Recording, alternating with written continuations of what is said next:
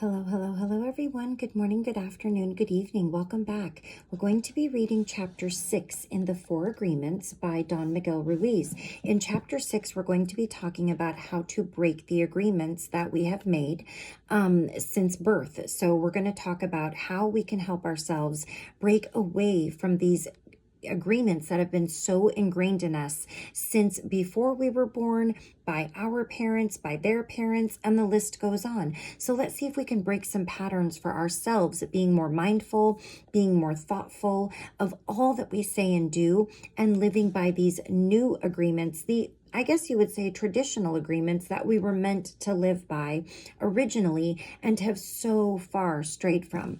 So let's go ahead and get started. And I hope you don't mind, it's a little bit dimmer in here. I'm getting ready for bed and I just didn't want like any bright light. So the important thing is more that you can hear me rather than that you can see, because sometimes you could be doing other things while you're listening to a video or watching a video, and sometimes that's just nice. So hopefully you're not getting a head full of or a face full of this at the moment, because I'm just getting ready for bed. So let's go ahead and get started. Breaking old agreements. Everyone talks about freedom. All around the world, different people, different races, different countries are fighting for freedom. But what is freedom? In America, we speak of living in a free country, but are we really free? Are we free to be who we really are? The answer is no, we are not free. True freedom has to do with the human spirit. It is the freedom to be who we really are. Who stops us from being free? We blame the government, we blame the weather, we blame our parents, we blame religion, we blame God. Who really stops us from being free? We stop ourselves. What does it really mean to be free? Sometimes we get married and we say that we lose our freedom. Then we get divorced and we are still not free. What stops us? Why can't we be ourselves? We have memories of long ago when we used to be free and we loved being free, but we have forgotten what freedom really means. If we see a child who is anywhere from 2 to 4 years old, we find a free human. Why is this human free? Because this human does whatever he or she wants to do. The human is completely wild, just like a flower, a tree, or an animal that has not been domesticated, wild. And if we observe humans of this age, we find that most of the time these humans have a big smile on their face and they're having fun. They are exploring the world and they're not afraid to play. They are afraid when they are hurt, when they are hungry, when some of their needs aren't met, but they don't really worry about the past, they don't care about the future, and they only live in the present moment. Very young children are not afraid to express what they feel. They are so loving that if they perceive love, they melt into love. They are not afraid to love at all. That is the description of a normal human being. As children, we are not afraid of the future or ashamed of the past. Our normal human tendency is to enjoy life, to play, to explore, to be happy, and to love. But what has happened with the adult human? Why are we so different? Why are we not wild? From the point of view of the victim, we can say that something sad happened to us. And from the point of view of the warrior, we can say that what happened to us is normal. What has happened is that we have the book of law, the big judge, and the victim who rule our lives.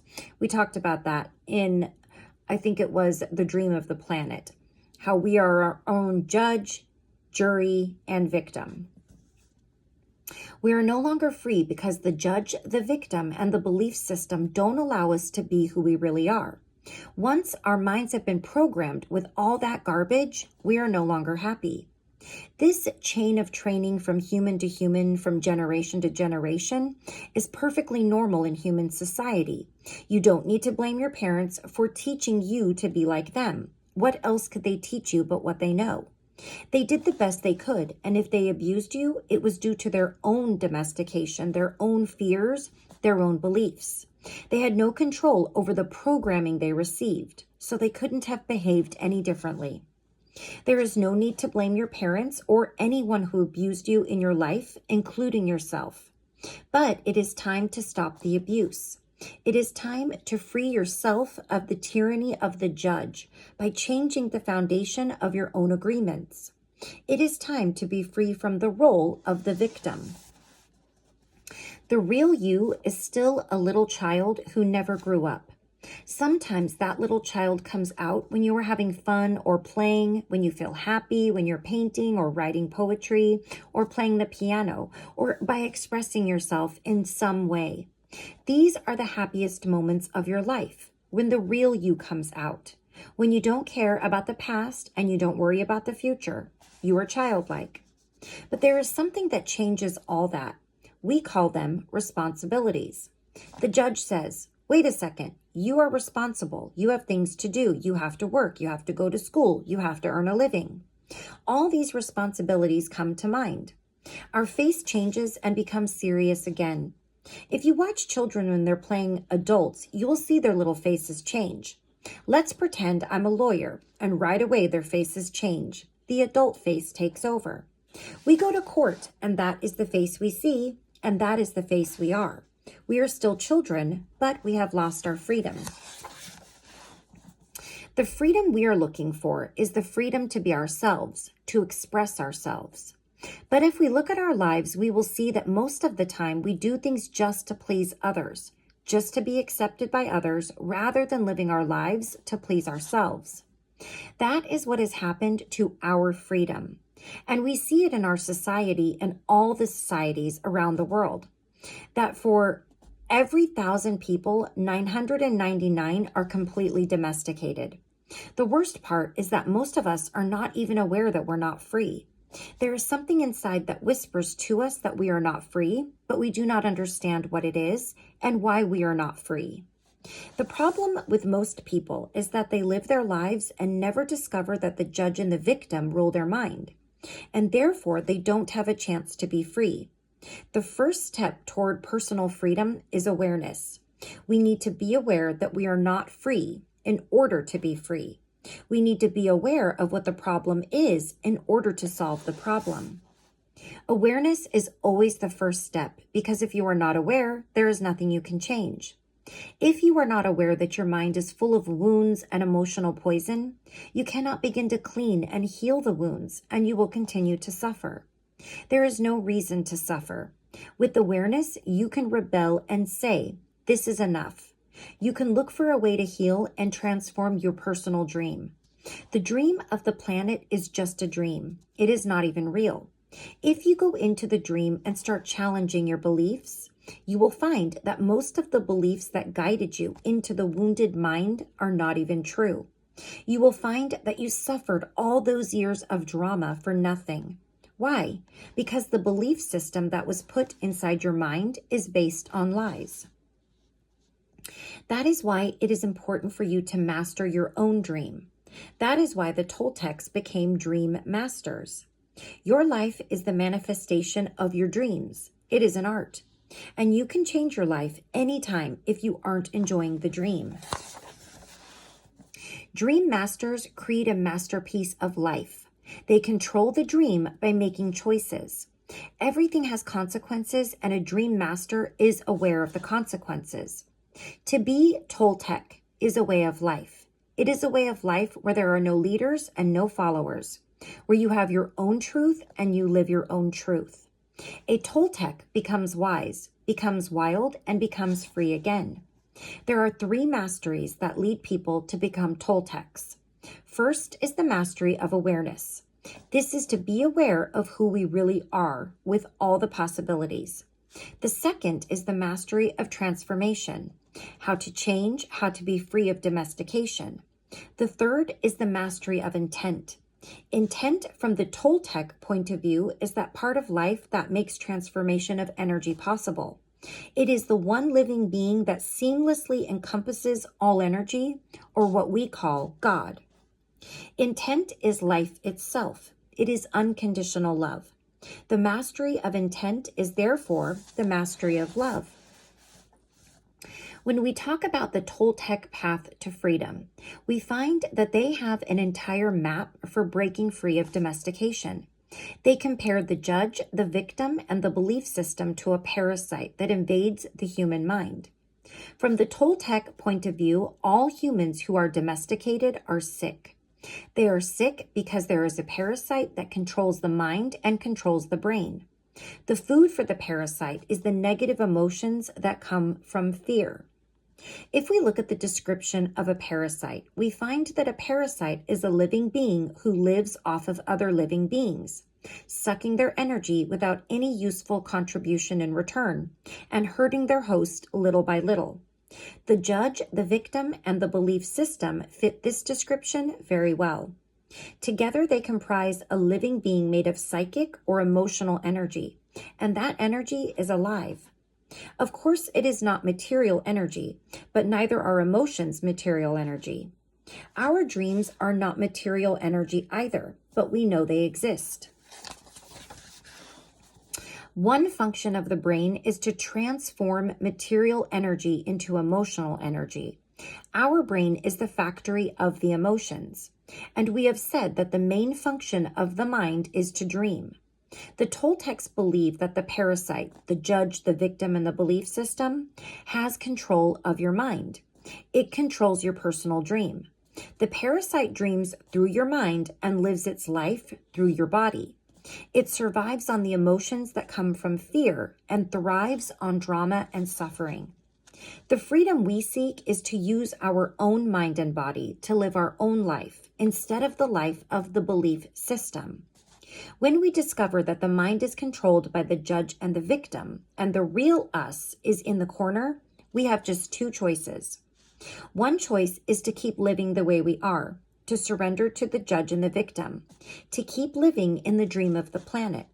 The second choice is to do what we do as children when parents try to domesticate us.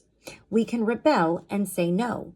We can declare a war against the parasite, a war against the judge and the victim, a war for our independence, a war for the right to use our own mind and our own brain.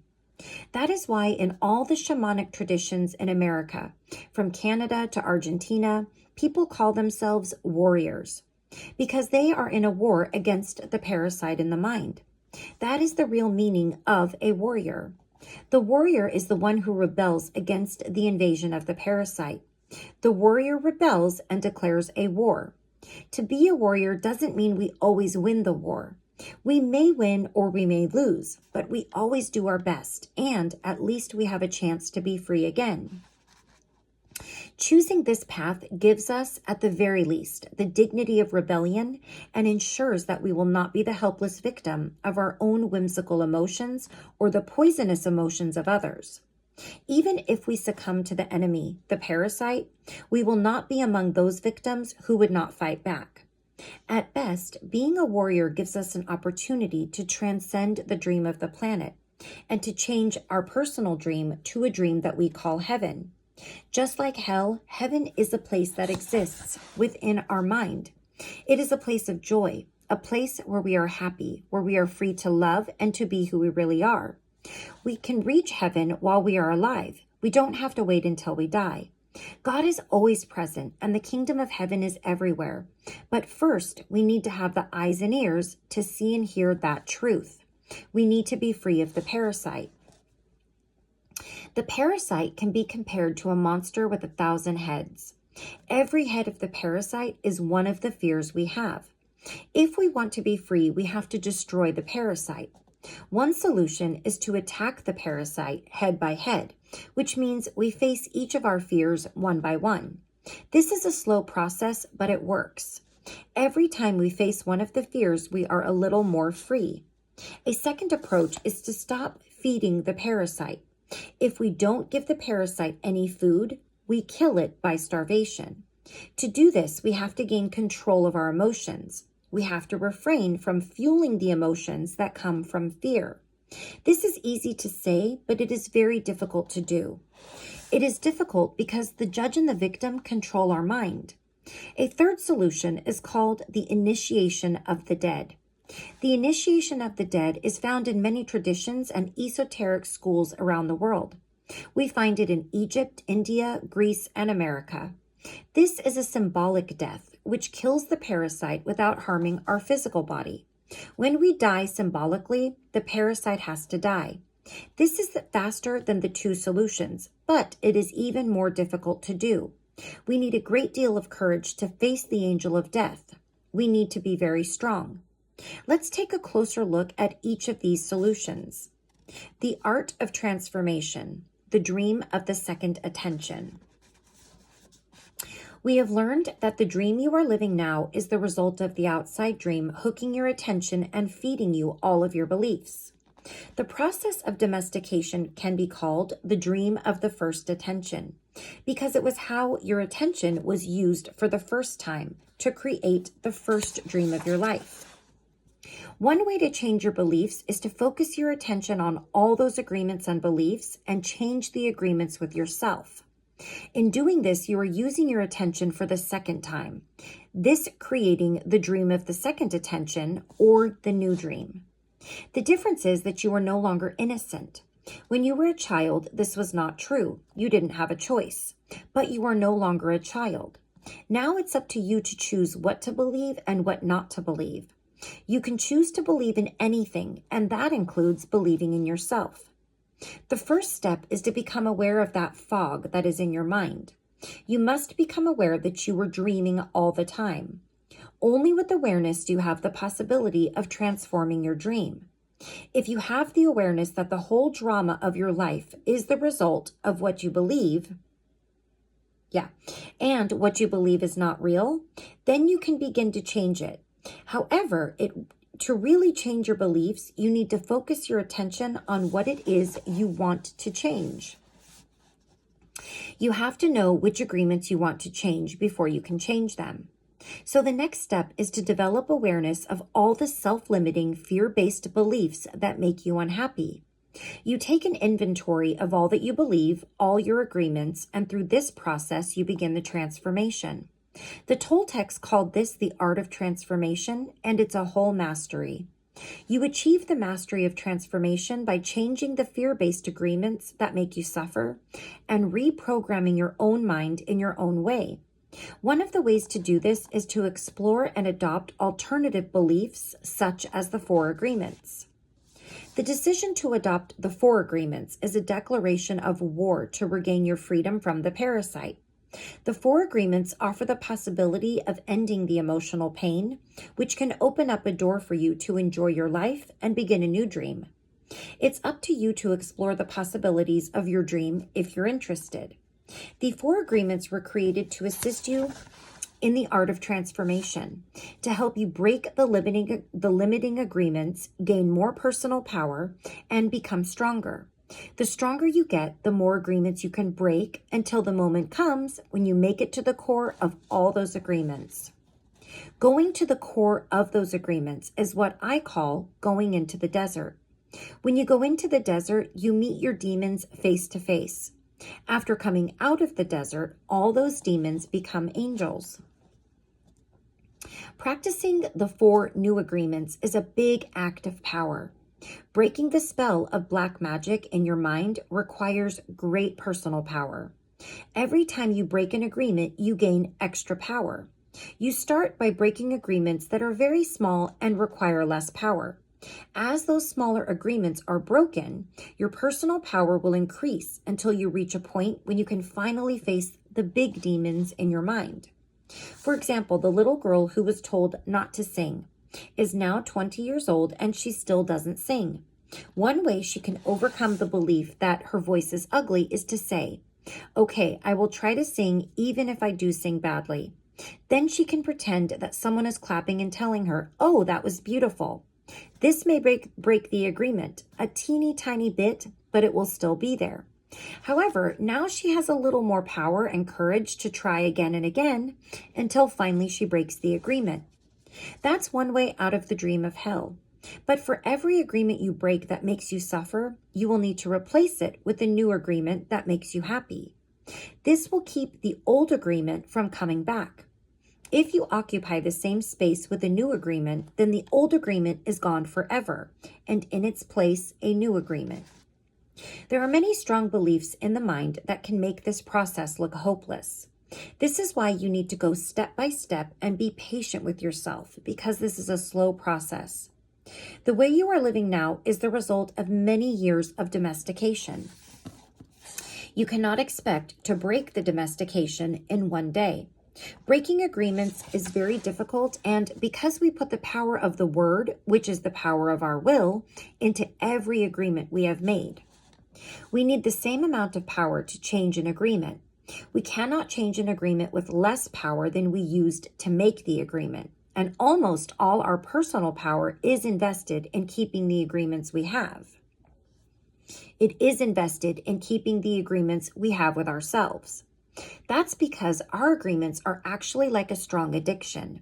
We are addicted to being the way we are. We are addicted to anger, jealousy, and self-pity. We are addicted to the beliefs that tell us, I'm not good enough, I'm not smart enough. Why even try? Other people will do it because they're better than me. Ooh, this just got really, my battery went low and it got really dark. I'm so sorry. Hopefully that doesn't bother you. Sorry, that just kind of surprised me. We're going to end right here because I didn't realize just how long this chapter is.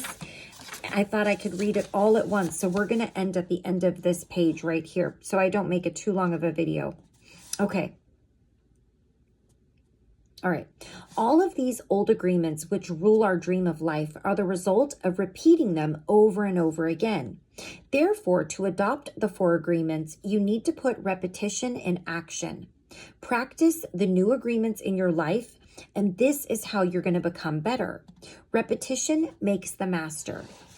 Okay, so I read just over half of this chapter. I apologize. I didn't realize how long this was. The last few chapters were a bit shorter. So we'll finish up the Toltec Path to Freedom and how to break the agreements in the next segment of this video. So we'll have 2 more videos instead of 1 for this book. So we'll stop right there. Thank you so much for joining me. Again, I'm so sorry it was dark in here and then it got darker. So I apologize for that. If that was a little bit more, I don't know, less to look out for you because it's so dark. But until next time, please take care of yourself. Please take care of those around you. I will see you again very soon for the last half of chapter 6. Okay, bye-bye.